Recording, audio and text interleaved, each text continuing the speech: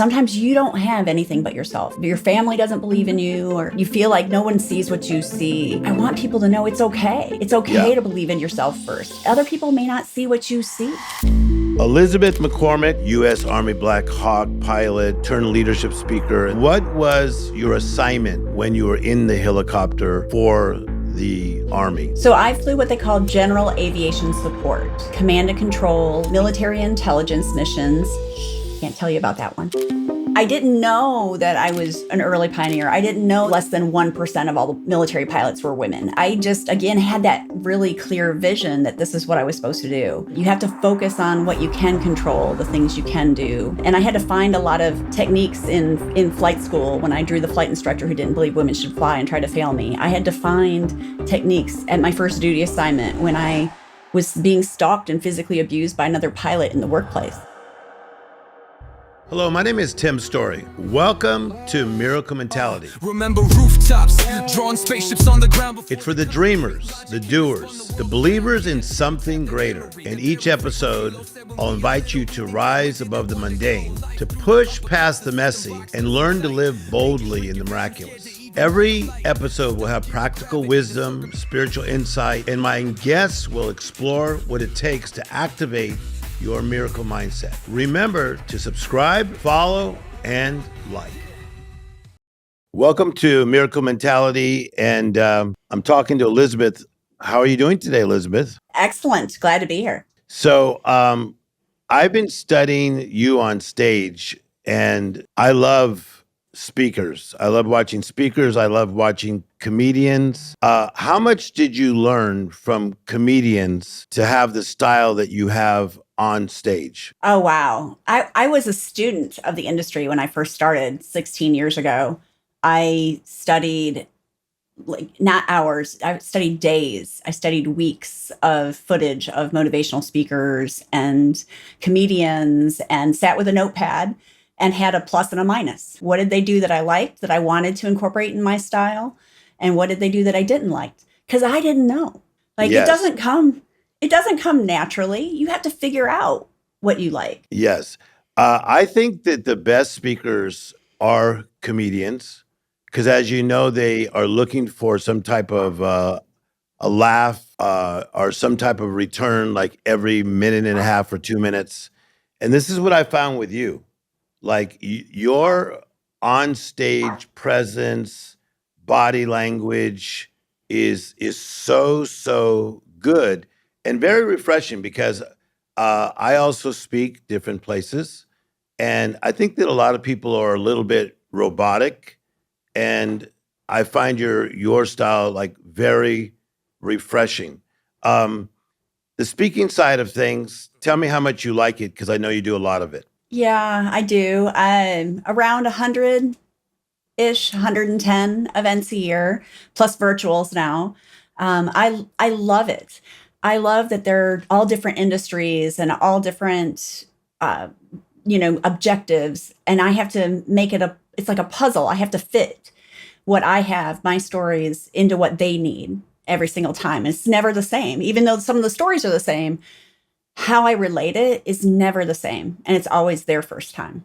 Yeah, and I love how you built yourself out because, like, if I look at notes, U.S. Army Black Hawk pilot, turned leadership speaker, and then I studied all the things about your military background and that. But I love how you've taken your background and brought it into leadership and to teach us how we can step into stronger leadership. And one of the things that you talk about is soar to success. So when you think about soaring to success, let's break that down a little bit. Okay. So Soar is, one of the things I'm famous for is I teach the audience how to fly a helicopter. So literally I get that interactive experience. You probably saw that on the videos, that interactive right hand, left hand, feet, the whole room leaning together and creating that rapport building experience. And what soar and fly all mean is that you're in the pilot seat. Like you're in the pilot seat of who you are, how you show up, what you say, what you don't say, what you do, what you don't do, what you procrastinate on, what you take care of, how you interact in your relationships. Like there's no autopilot in life. I want to go a little deeper on that because my background, my doctorate's in world religion, my master's is in counseling therapy, and a lot of what I do is in the area of therapy. So when I started seeing you touching on some of these topics, you really piqued my interest, not just to interview you as a guest, but I was really liking what you are saying because I think sometimes when you soar, you have to soar even while you are hurt or you're in pain. And so you with your military background and then you with all the responsibility in the military, talk to me a little bit about the importance of playing hurt because some days you don't feel good on a Monday, but you still have to find a way to take care of your kids or do your job or live your life. Yeah.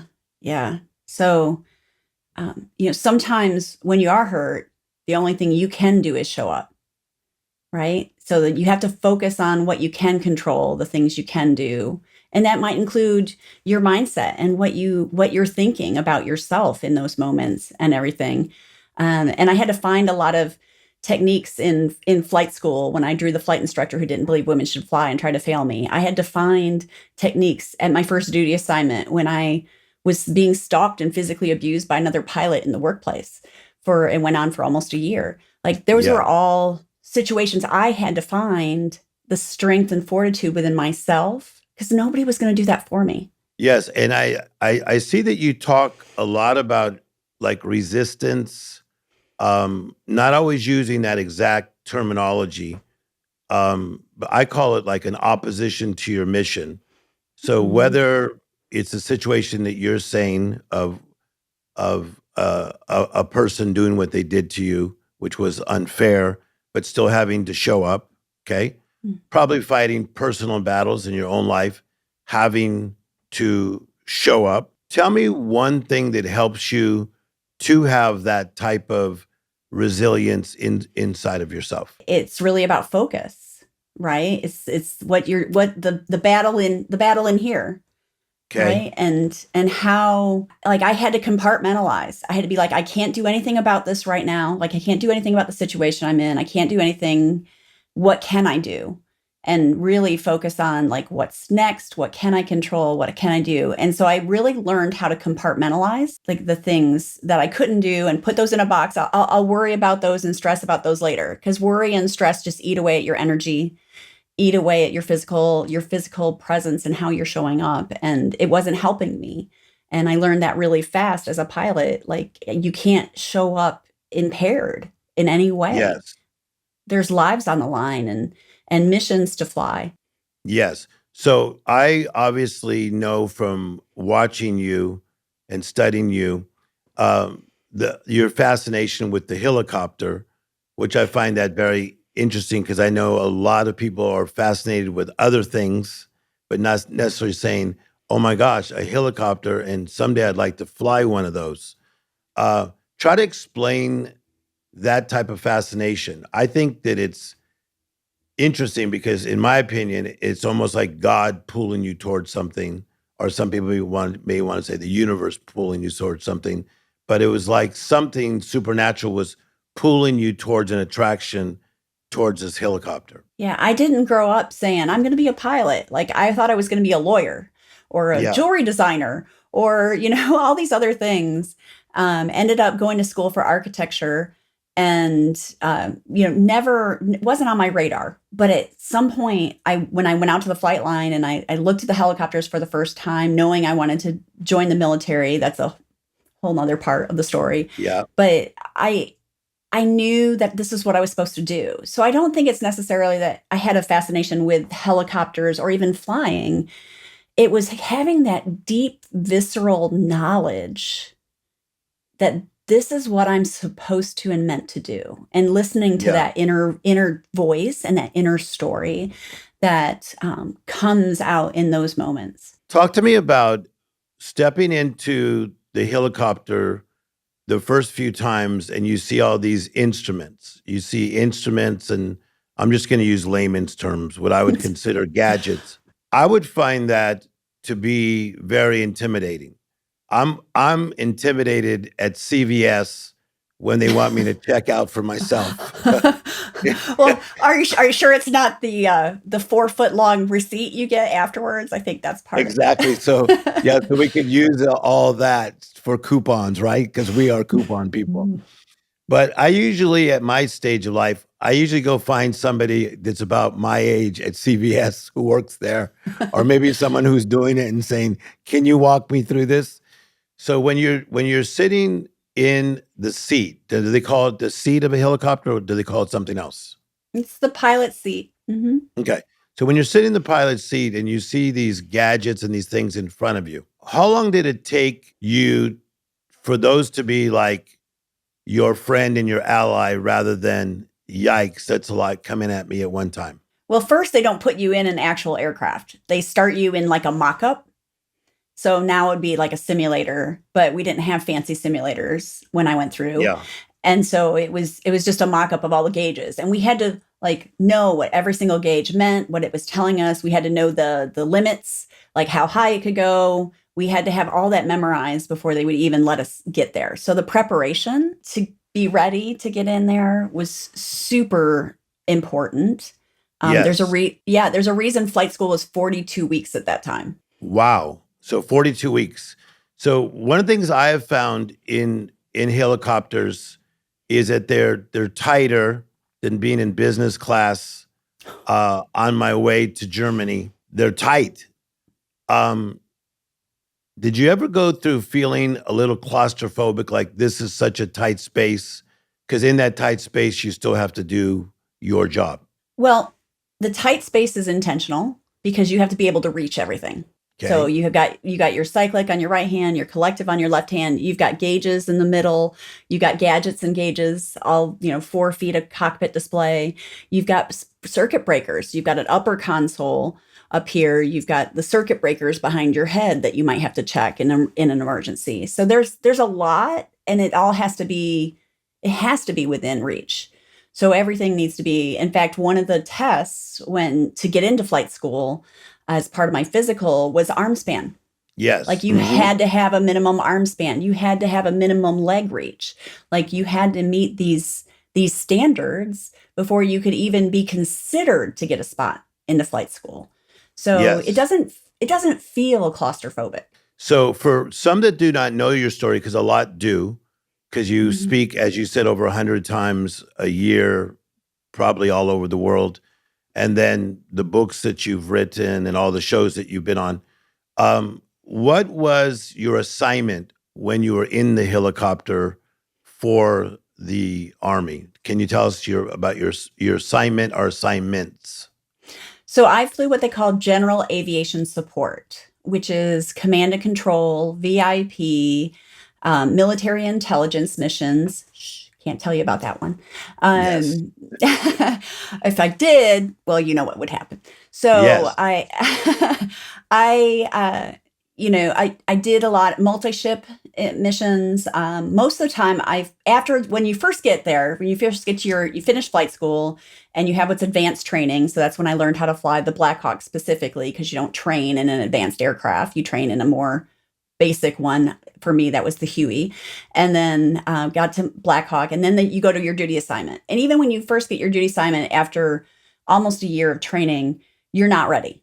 You're still not ready. You have to you have to learn the area. You have to learn the traffic patterns. You have to learn the routes to go in and out. So you're not flying over people's homes. You have to a lot to learn. Yeah. So Yes. you fly with an instructor pilot until they sign you off and decide that you are qualified to start flying as a co-pilot. Yes. So Okay, help us with this, because you're talking to a bunch of lay people today. it's okay. Is that Do you always have a co-pilot with you, or do you fly alone? So I will say almost every military helicopter is a two-pilot aircraft. The Black Hawk Mhm. specifically is. Technically, the Huey that I flew in flight school could have been flown single pilot, but it had 2 seats and 2 sets of controls. And the military basically said you're flying two pilots, even though the aircraft has the capability of one. So there's always a Okay. pilot in command and a co-pilot. Okay, so once again, I'm fascinated by what you're doing. You're taking a lot of what you've done from your background, your history, and really like life coaching people, training people. And so talk to us a little bit about the power of partnership, because you are, in my opinion, strong-willed. I see that. I see the humor and all that that's there, but I also see that woman that's like strong, that gets things done. How important is it to be in alignment with the co-pilot? Well, okay, first I want to I didn't used to be this strong person. This is cultivated. Like this is hard fought, hard won.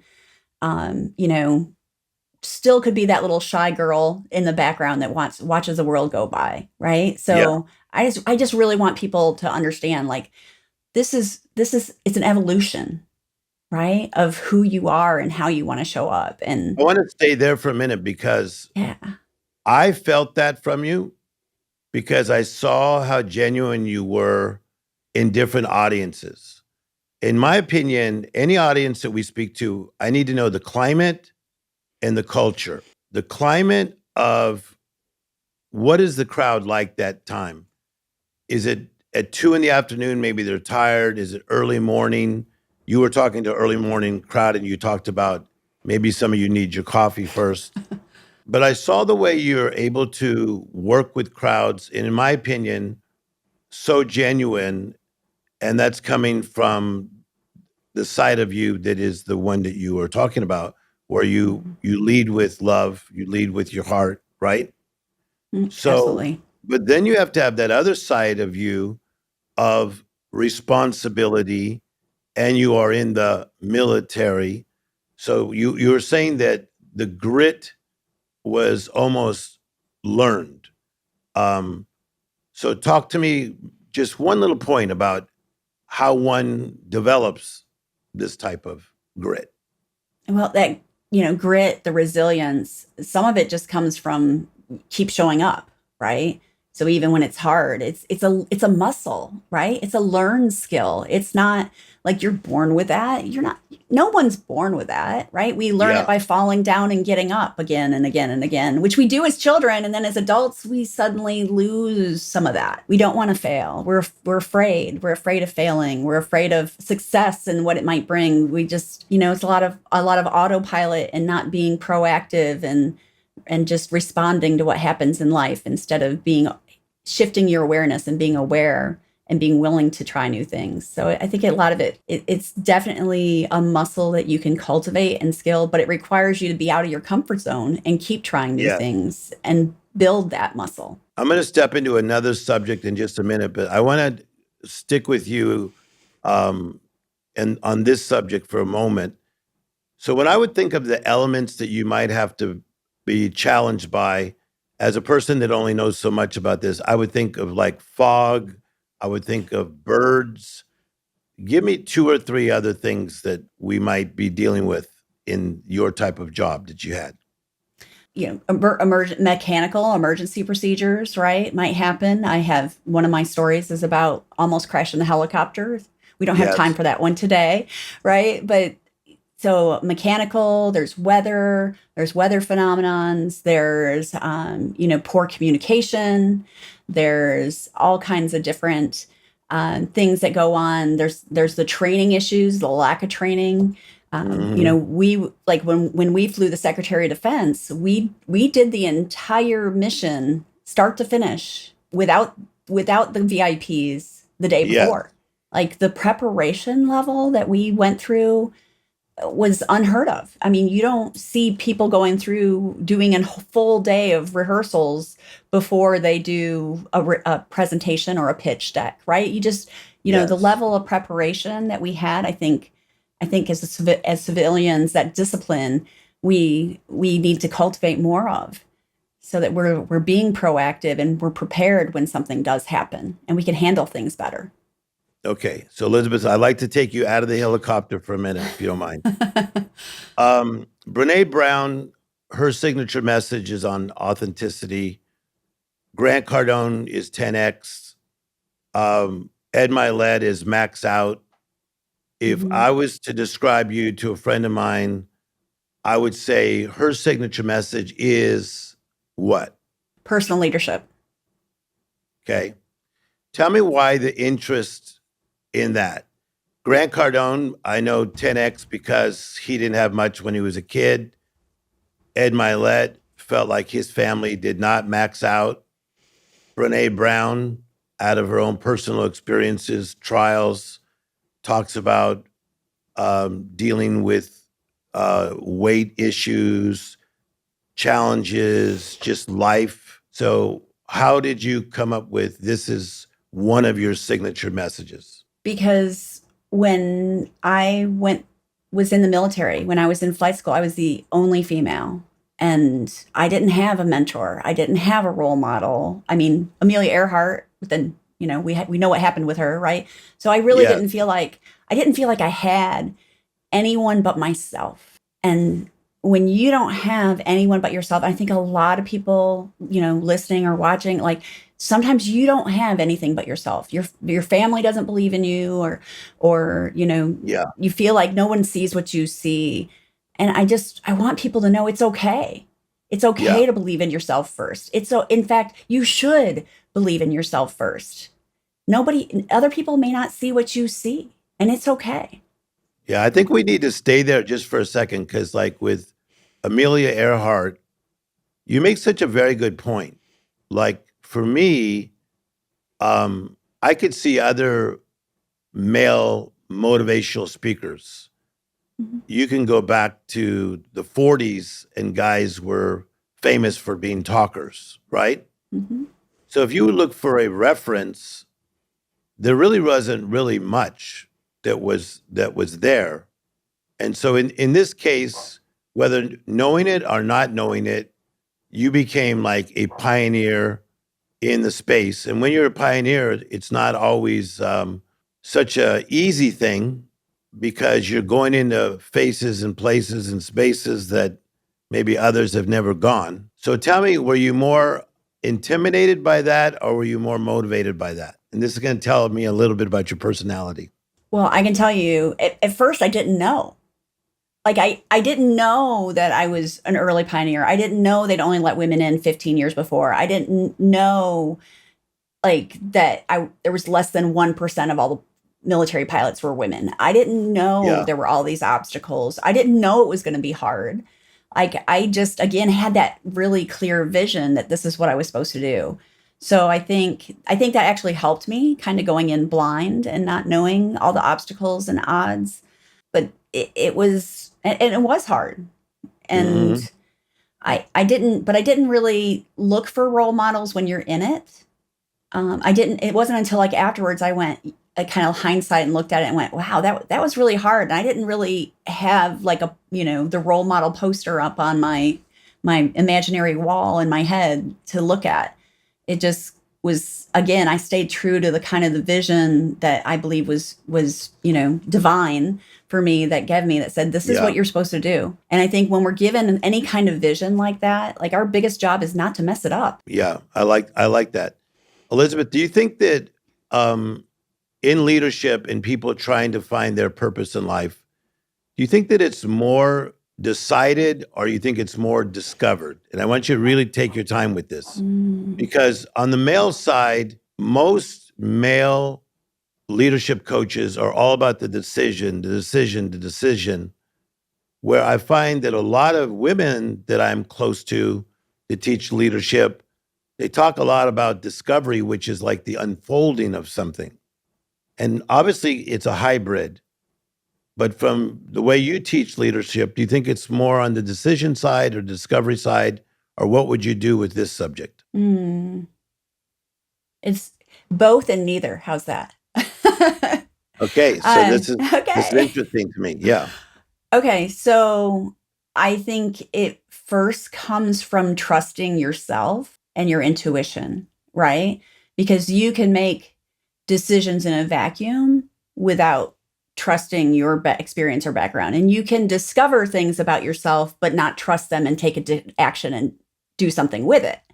Right. So I think it really, like, before you make a decision and before or during that path of discovery, you have to find that awareness of yourself where you trust your instincts and you trust your vision and you trust your decisions and you trust the discovery that you have in that. I think without that inner, that inner navigation, is a decision gonna work? Is it gonna be the right Yeah. decision? Are you gonna second guess your decision? Right? Or is it going to, and even in the discovery, you might find the perfect thing, but not have an awareness to see it. Yes. Okay. So when you are about to speak to an audience and you speak to very large audiences and you also speak to mid-sized audiences, but I see you in a lot of large audiences. What are you thinking about as far as the people in the crowd? One of the things I like to do, I've been on this tour called the Aspire Tour for 2.5 years straight. And we hit city after city after city. And what I like to do is I go out before and I shake hands with people. I like to hang out in the lobby. I don't like to be in the green room. Like most of my buddies, they like to meditate or something in the green room. I want to be with the people because I want to see why they came. Good. I want to see why they came. Like, what made you come? And like, oh my God, Tim, I know this is in Phoenix, Arizona, but we drove 12 hours from, and they named the city to come. So that excites me as a speaker because now I'm talking to like people that I know a little bit of their stories. What gets you in the mood to talk to certain crowds? Well, first of all, it's not about me. It's not about you, Tim, right? It's about how our story, our presentation, what we're presenting, right? With the education, the content, the delivery, the story, the humor, the presence. It is all a tool, right? Yeah. It is all a tool to help that audience experience, to help that audience shift in their behavior or change. And I think, I'm with you. I don't meditate in the green room. I don't want to stand behind stage until right before. I want to be walking through the crowd and feeling their energy. Are they nervous? Are they I could excited? see that. I could see that. I didn't see you doing it, but I know in one video I watched when they introduced you, you came from the back of the crowd and then you kind of danced and you had very good dance moves. I don't know where you got those, but you have good dance moves. Yeah, so I could see that, like you coming from the crowd. My friend Marcus Lemonis is very much like that. He likes to leave the stage, get into the crowd. Jesse Itzler's a lot like that. And I think that that's very needed because otherwise we're like those people up on like a 25-foot stage talking down to people. And I think that you are more like the communicator, maybe. Yeah, I try to make it conversational. I mean, some of it is a little, getting them engaged and putting them in activities and different things to make it interactive and engaging for them. But it's always like I did this last week that I got partway through and I went, okay, they need this. No slides, no anything, but you just kind of like have that that intuition and that Yes. awareness and that trust and say, they need this. And so Mhm. on the fly, I had Yes. to adjust and I cut something else for time to keep us on time, but I also added this piece in and afterwards the big boss, the chief of the whole department, this is in Austin, came up to me and said, "That was what we needed." Like Yes. I didn't know that going in. I just knew from enough experience doing 2,000 plus engagements that I could feel that was an issue. I overheard the stories they were talking about when they didn't know who I was yet, and I'm walking through. Like I knew that there were some issues that needed to be addressed that I knew I could address. So I think again that kind of comes back to that trust, Mhm. awareness, and personal leadership, and being willing to make those changes on the fly. Okay, let me step into one of your strengths from seeing a lot of the subjects that I've studied you online. Mhm. Um, is staying with this leadership idea. I want to ask you a couple questions about leadership. So, with my family, we were lower income, but I'll never forget my mother said, "We're lower income, but we're not lower class." So, Compton, California, 7 people in a 2-bedroom apartment, but it was always clean. You never saw dishes style packed up. Me and my brother could do the dishes, But when we finally got a house, all three sisters could mow the lawn as good as the boys. So everything about our family was discipline. And so many times people say, like, how did you guys rise out of like the inner city, but in a tough environment to step into all of you really succeeding in life? A lot of it was my mother being an amazing leader. So talk to me about old-fashioned leadership compared to what you see as the leadership that we see today. I think old-fashioned leadership is more like military style. It's rank, it's positional leadership, right? It's do what you're told. I knew you were gonna give me a great answer. No, I knew you were gonna give me a great answer. That's because you just hit me with something, and I interview some pretty smart people. What you just said, even on the military and the rank side, okay, keep going with that for a minute, because this is interesting. But I see it in corporate America too, right? Versus like my first leadership job when I got out of the military, I worked in a warehouse. And when I worked in that warehouse, like it was 120, it's Dallas. It was 120 degrees in the summer on the second story where we had equipment. And I didn't send a warehouse person, male or female, out there. I went out there. Like I got dirty. We built that respect. Yes. Because they saw me it was a union shop, so I couldn't touch anything or move anything, right? I had to work with the parameters I was given with that, but I still could be out there with them. And I wasn't so they saw me, and because of that built respect, and because of that I got promoted faster, up higher, and ended up being over the warehouse for a while when someone else was injured. Like they trusted me, and I built that.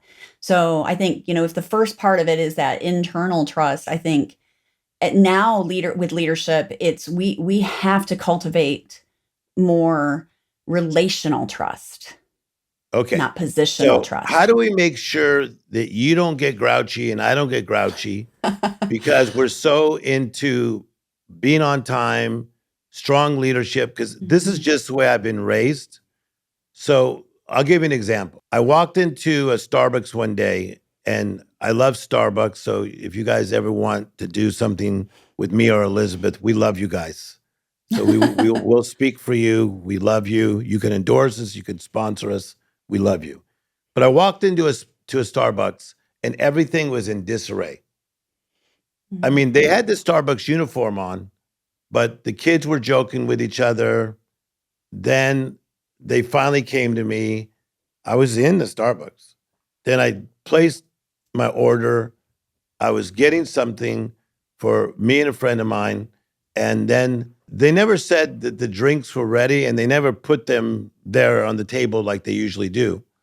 And I found myself, even though I'm such a nice, kind human being, I found myself getting grouchy for a minute, thinking like, who trained these kids? Okay. So does that ever get to you when you see the lack of effort and the lack of the high standard? Sure. Of course. I think it gets to everybody, right? I mean, it impacts us all. We see it sometimes, that's not my job. I can't help you. I don't know, it's annoying. Yes. Right? It's annoying. And what are the things we can control? Typically, that's a leadership issue, right? Yes. They either weren't trained, or they're not being supervised, or they're not being held accountable. So what I would do is talk to a manager, talk to who's their leader, who's their regional manager, right? And because that's not the standards that we need to hold Starbucks accountable to, right? Because if you don't say something and I don't say something, maybe the manager doesn't even know. Maybe they're not even aware, right? You're laughing. I'm laughing because I'm loving you. Because so yesterday I was at a place called Farmers Market in Los Angeles. Have you ever been there before? I don't think I have. It's a great experience. Like, it's in a nicer neighborhood. It's been there forever. And they have vegetables, they have fruits, they have all kinds of things. And I needed to go to the restroom, number one. So I was drinking a lot of water. And so I needed to go to the restroom. So I kindly come up to somebody who's working at one of the stores and I said, do you know where the restroom is? And watch what he does. He goes, but he doesn't say anything. No. He speaks very good English, but he goes like this. And he had nobody with him. So I said, sir, help me with something. What does that mean? He goes, it's that way. I go, that way and then straight, or that way, then what? This is a true story. He goes, you go that way and then you take a right. Do you get it now? So here's what my backlash was. Number one, I can't believe I'm an older guy now because I still feel 11. No, where did it go? But this guy was probably at least 40 and he's doing like this. I think this half effort side of things has got us in a lot of trouble in companies, in politics, in colleges, and everything we do. And this leads to one reason why you are on the road so much and doing so many Zoom calls on leadership. Tell me how you're helping to fix this leadership problem. And then tell me how you're going to fix America. I was going to say, whose fault is it, right? We'll not talk about fault. The fact is, we are where we are, right? Yeah, we are where we yeah. are. People, we have to meet people where they are, not where we wish they were, and not where they and see that potential. Okay, slow that they down on have. that one. Slow down. See, some of your things are so good. I need to let them marinate. You said we have to take into account like who we're dealing with, Where they are, right? where they are. Because I had a very enlightened company in Nashville brought in high potential talent. They're developing those frontline first level employees that they want to groom. So smart. Like, so more organizations need to do that, right? And develop the next level in their succession plan and deepen their bench. And so I'm there with them and I'm like, look, you're here getting this training, but your coworkers aren't. Yes. Like, and you don't know, like, where are we teaching resilience, emotional intelligence, coping mechanisms in school? We're not. Most people are coming into the workforce for the first time, whether it's from high school, tech school, or college, whatever that where they're entering in from, with no coping mechanisms. They're not getting it at home. They didn't get it at school. Like, as employers, Yes.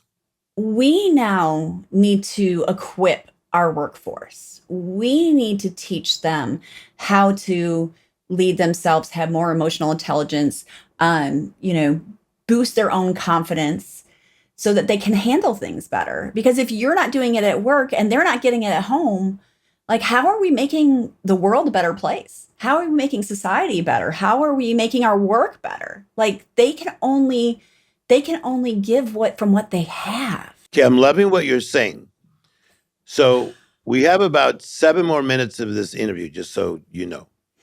How do we onboard people in a better way? That's part of what you're doing with companies is teaching people proper leadership. And I think we would both agree that onboarding them is so important. I think Chick-fil-A, what a job they do.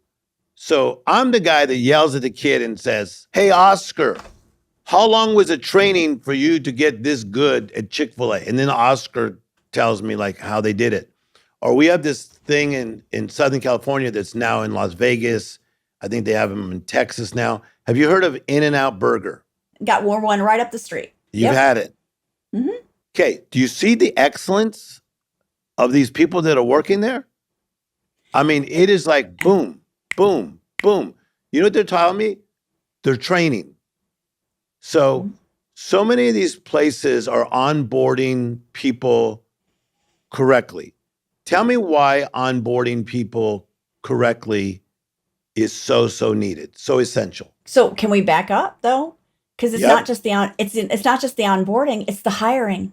Ah, It's hiring well. Chick-fil-A does an exceptional job in their hiring and how they interview and how they hire, how they select their franchisees is an why do interview you always have to process. say something that's a little bit brighter than what I say? But I I mean, never thought about that. Yes, it's the hiring before the onboarding. right people, right? Going into the right roles. So I know you've done some work with personalities and motivators and Yes. things like that. If you put a introvert in at the front counter, are they going to excel? No. Right? Probably not. They're going to get frustrated. They're going to be, they'll be all up in their head, right? They need to be in the execution piece, right? Where they're Yes. doing those tasks. So like making sure the right people are in the right roles from the beginning, from the interview process, from the hiring, even from how you write the job description. Is the job description have words that will motivate the personality style of who you want in that role? Like No it can wonder start. everybody wants to hire you. My gosh. She's on fire, you guys. You guys, I'm talking to Elizabeth McCormick. So, Elizabeth, tell us how we can work with you. Do you have online courses, online classes? A lot of companies follow us. I think the biggest thought leaders in the world follow me. And I'll tell you something. If you were to go to my Instagram, you will see in my Insta stories, I would say as high as 75 to 80% of our top speakers are all in my Insta stories because I am the person that is not a threat to them. I come from a seminary background. A lot of what I do is just like inspiration and educating people. I'm not their competition, so they follow me. So for the conferences that are out there that need you to speak, the companies that need to hire you, uh, tell us what you speak on or what you will do for companies and how people can connect with you. Yeah. So first off, pilotspeaker.com, easy to remember, easy to spell. Pilotspeaker.com is the Yep. website, and that's the hub for everything. And then I speak on, again, personal leadership. And I can tailor that around an organization's objectives. Most times I'm the opening motivational speaker, the dreaded after lunch spot. I love that spot. That's like my favorite Yes. spot, right? Because I Mhm. know my energy can hold them. Tim, I know you have that energy too, right? To hold them. So the after lunch spot, topics, sales, safety, leadership, and then just general motivation. And occasionally I get asked to do banquets and just tell the stories, no lessons. So, I, uh, I like that. So Elizabeth, I want to tell you something. Thanks for being you. It's so needed in the space because I think a lot of people are in the space for various reasons. And I always think somebody's sons out there, somebody's daughters out there, somebody's mothers out there. And by watching all these videos of yours the last many days, I see that you so care. You don't just care, you so care. So thank you for traveling and doing all that you're doing to help people's lives. Okay, last question.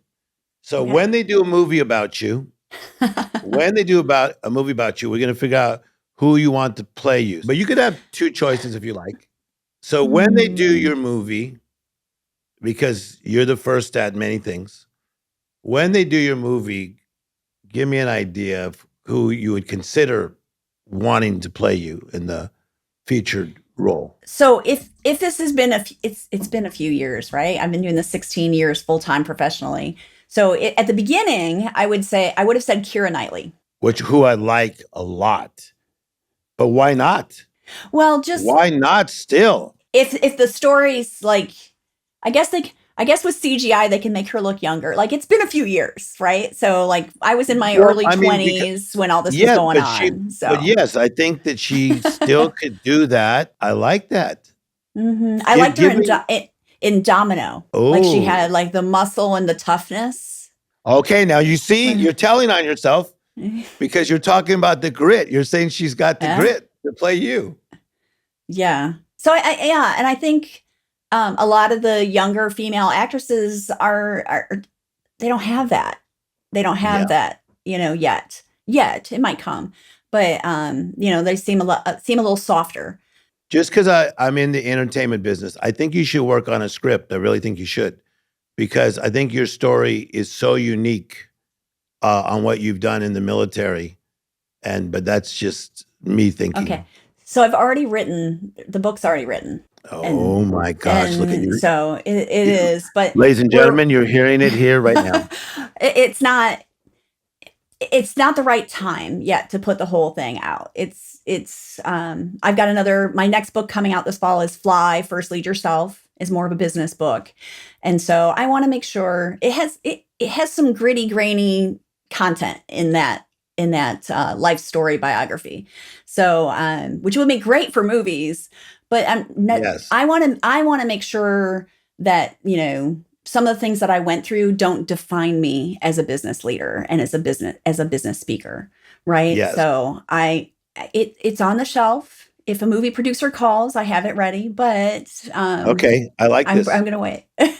So and nobody else knows that, Tim. You're like, Yes. threw it out of me. Listen, but sorry for using my gift on you, because I am a really good life coach and I know how to draw things out of people. And I see more than the speaking, more than the books. I also see the entertainment side of you. So this is going to be really fun to watch and fun to get to know you better. Okay, so Elizabeth McCormick, what a great interview. I love your personality, love the way you think, your mindset. You're helping us all in leadership. Thank you for being on the podcast today. My pleasure and honor. And it was great to get to know you better, Tim. Thank you for sharing space with me on this episode of Miracle Mentality with Tim Storey. If today sparked your courage or helped you understand why you're created for success, I invite you to carry that miracle mentality forward. Visit me at timstorey.com. That's story with an EY on the end. Until next time, walk by faith, embrace possibility, and create your own comeback story.